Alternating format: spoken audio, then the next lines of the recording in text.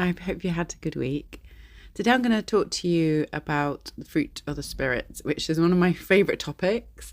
And in this series, we've been focusing on different ones. And today I'm going to focus on kindness, goodness, and gentleness. But I just want to start off by going through those verses that list them. So I'm just going to read now from Galatians 5, verses 22 to 23.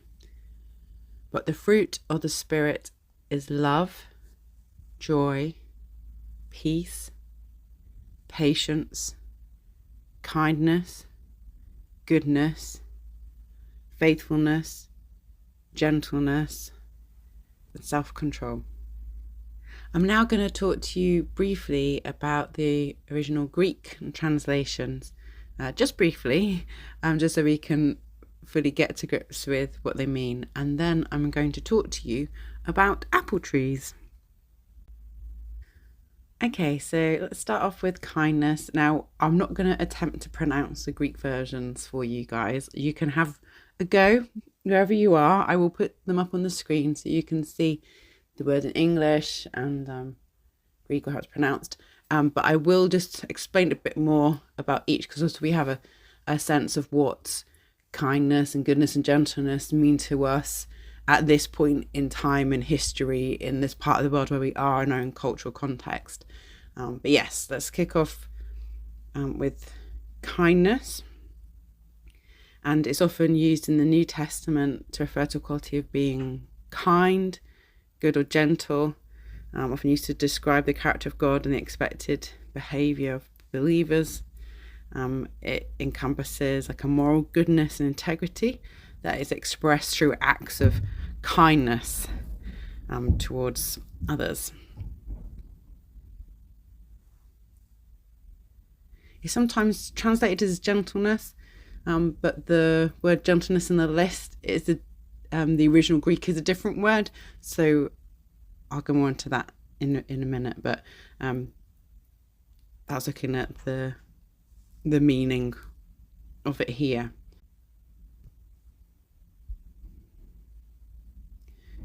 Okay, so let's move on to goodness. So the meaning here is like this intrinsic goodness, especially as a personal quality, with the stress on the kindly rather than the righteous side of goodness. And it's often used to refer to like an intrinsic goodness, a moral quality that reflects uprightness of heart and life. And it's a virtue encompasses kindness, helping others, and a desire to do what is right by God's standards as well. Okay, and so now official gentleness. Like I say, that first one for kindness can sometimes be translated in English as gentleness, but this word here, the meaning is like mildness and gentleness, and in the New Testament it refers to a quality of like a gentle strength, which is characterized by humility and a sort of calm demeanor. It's not weakness, but rather power under control and sort of reflecting, submitting to God, and also consideration for others as well. It also can be described as meekness as well. That's a word we don't often use, do we, in our sort of cultural context. And certainly, like in the context of the times, meekness was seen as sort of a lack of courage or strength. But Jesus sort of flips that. This is how he describes his heart as gentle and humble. He kind of redefined meekness as a strength that comes from trusting God rather than relying on your own power. Okay, so you might want to pause this now for a little bit and just have a think on each of those areas in the kindness, goodness, and gentleness. You might want to have a chat with people with you if you're watching this with others about what those things mean to you, how those definitions that I just described fit with your own understanding of those things. And when you're ready, we can move on to the apple trees.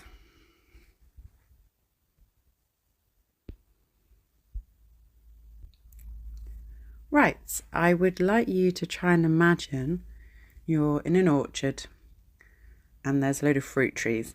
Now, you can imagine any fruit you want to, really, but I'm going with apple trees just because it's something here I think we'll relate to. It's a very common thing. So I just want you to picture there's a tree in front of you and you start walking towards it. It's got lots of leaves, and as you get closer, you can see that there's loads of apples on this tree. A really lovely vibrant green, maybe little patches of pink on it. And as you get near, you see these apples are really big, and you can pick one off and you can bite into it. And it's so juicy, sweet, slightly tangy, just a really, really delicious apple, which nourishes you and feeds you, and you enjoy eating it. Now, I'm obviously talking about literal fruits here, but we're focusing on fruit of the Spirit, focusing on especially on kindness, goodness, and gentleness. And seeing these amazing fruits and getting to enjoy them, to me, that is like seeing those qualities in people, like seeing the fruit of people and being blessed by that, being nourished by that, being fed by that, enjoying being around it. And I'm fortunate to not only have tasted some very delicious apples, literal ones, but to have been so blessed and sometimes even was overwhelmed by kindness, goodness, and gentleness, which just seems this outpouring of love, which Jesus told us is the most important thing, didn't he? Loving God and loving each other. And it's like all of this is interwoven together in love in a really authentic way. And so for now, I just want you to think about these amazing, wonderful fruit which nourish and build up. And thank you, everyone, for your fruit that's like that. And I don't want people to listen to this part and give themselves a hard time. Don't worry about that for now. And I'm sure actually the fruit you produce is probably way better than you realise. It often is other people who will notice and other people benefit as well. We can sometimes not always see that in ourselves, or maybe being humble, or you feel like, oh, it's nothing special because it's so normal, but it is this outpouring of the Holy Spirit, and it's God's, the way I see it is it was like God's love coming through when you see like the fruit of the Spirit like this. So yeah, healthy apple tree, great succulent fruits, very nourishing and enjoyable. We're gonna go for a bit of a further walk in this orchard now, and we're going to go on and see another tree which has got lots of green leaves on it, but as we get nearer we can't see the apples, so you get closer and closer, and it's a bit surprising because from the distance where you could see it, like this really healthy apple tree, it's big, it's got loads of leaves, but there don't appear to be any apples in it. Have a good look around under the leaves and there aren't any apples there at all. Now, I've experienced this, obviously, we're talking about literal apples right now, is what I'm describing, but we're thinking of the fruit of the Spirit, people's lives, and particularly focusing on kindness, goodness, and gentleness. And I've been around people where from a distance, not too close up, it looks amazing, but getting in closer or being exposed to certain things, realize there's this absence of fruit. Maybe particularly focusing on these three, and that can be very shocking because it's not what you expect, and also because it hasn't looked like it. And I also just want to encourage people to feel free to recognize stuff like this when they see it and talk about it. I think sometimes in Christian circles there can be a little bit of confusion around, was it being judgmental? So being judgmental means being overly critical, but unfortunately it seems to be misused sometimes to refer to honesty. And I'm not talking about being overly critical here, I'm talking about noticing things, maybe raising that, even just facing it yourself to process it. That's not being judgmental, that's not being overly critical, that is being honest. I'm aware in some of these situations, quite complicated things can arise. And often, sometimes it's even like a hindsight thing, as often happens, something big plays out. And then often it's a case of looking back and going, actually, yeah, there was an absence of fruit there. Or I thought it was, but there wasn't. I want to encourage you, if you've been affected by this, because we're in this orchard walk, we're going on to another tree, which is going to connect in with this.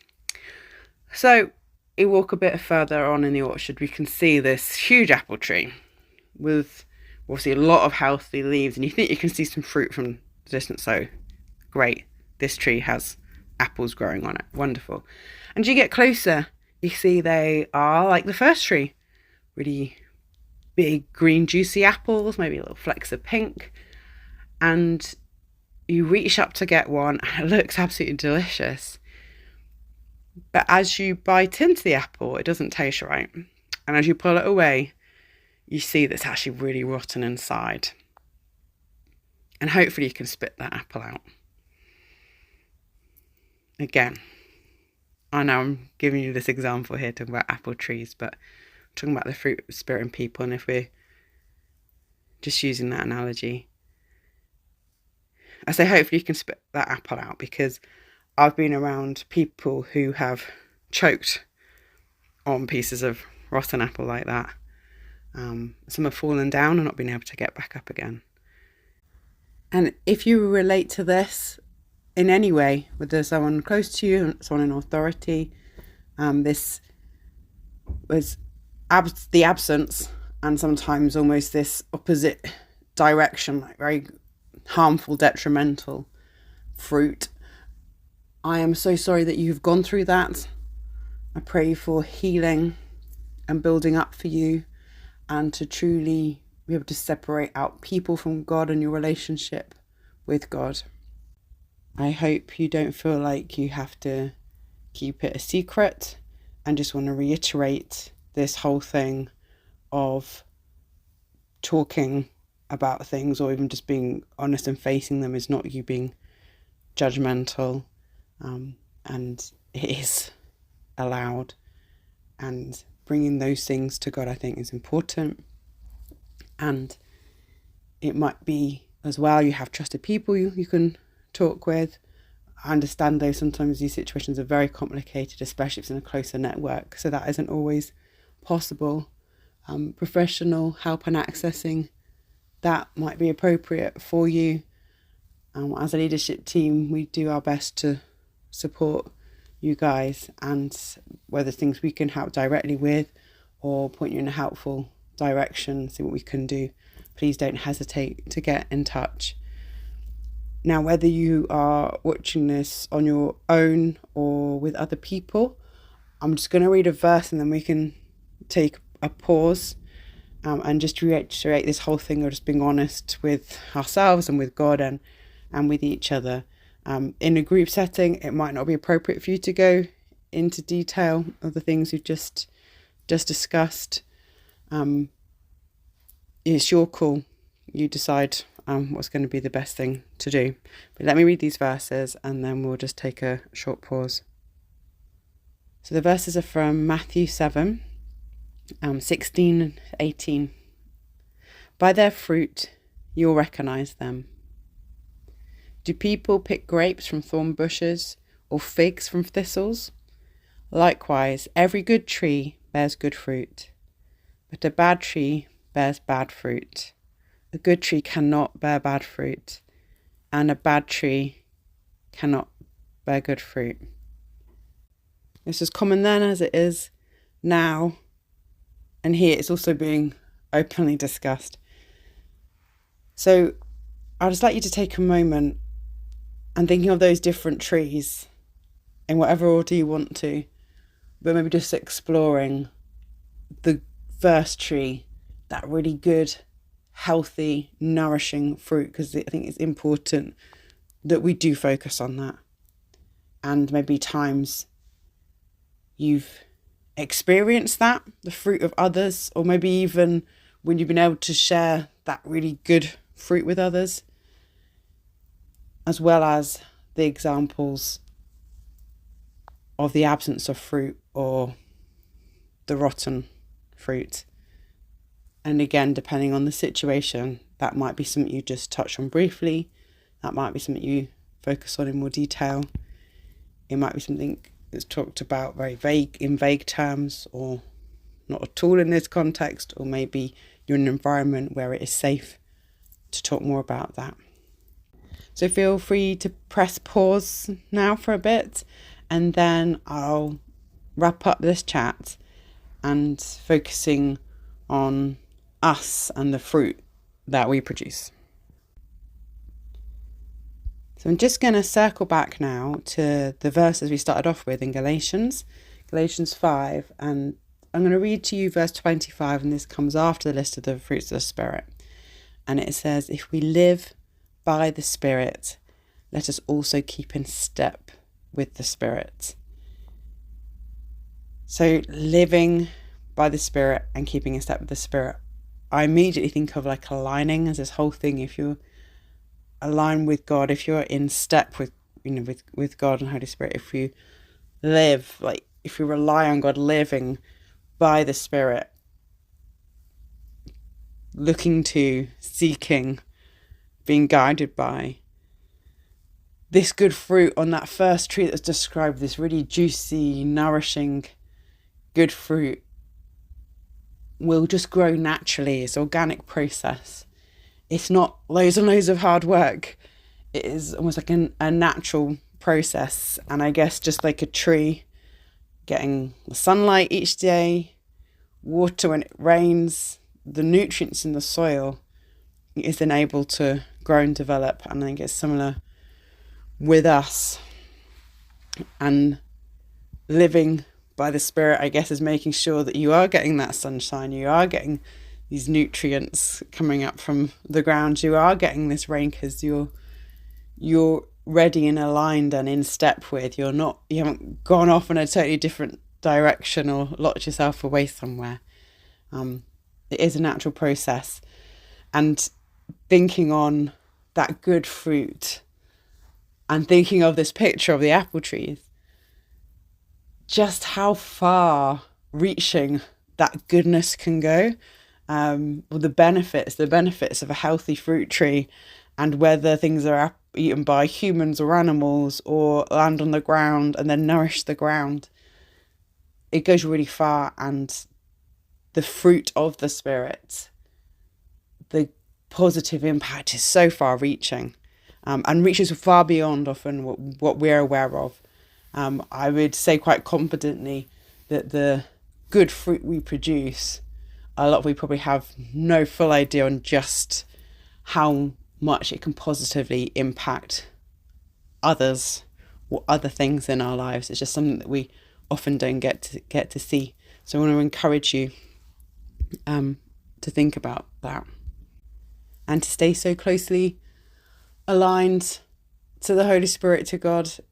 In the world at present, we have a type of Christianity which is gaining a lot of power, which does not appear to be aligned with love, of the fruit of the Spirit. And so I'd say it's probably even more important now to almost protect ourselves and focus ourselves in whatever different situations we're facing, whatever is going on in our lives. And I encourage all of us to just be really honest with God and also with ourselves, and figuring out also what's going on in us, what are our motivations behind things. Because ideally we want love to be the main sort of motivation, but I'm aware that particularly in the circles we move in, you can be involved in doing lots of good things that look like this good fruit, but sometimes motivations might be a little skewed. Might be coming from feelings of unworthiness and trying to like earn a place or earn love from others. It might be about enjoying control over others. If that kind of thing is going on, be honest with yourself and be honest with God about it, and seek help from God if it's appropriate. Others, and again, this is where professional help can be very useful and specific for helping dealing with the root causes or the stuff that's going on at the roots which isn't healthy, and really working on healing and changing those things. I'm aware this chat has covered some wonderful positive things, but also maybe some challenging, difficult things too. I just encourage you to, be honest with God and be honest with yourself, and reach out for help and support if you need it. Again, as a leadership team, we do our best to support you.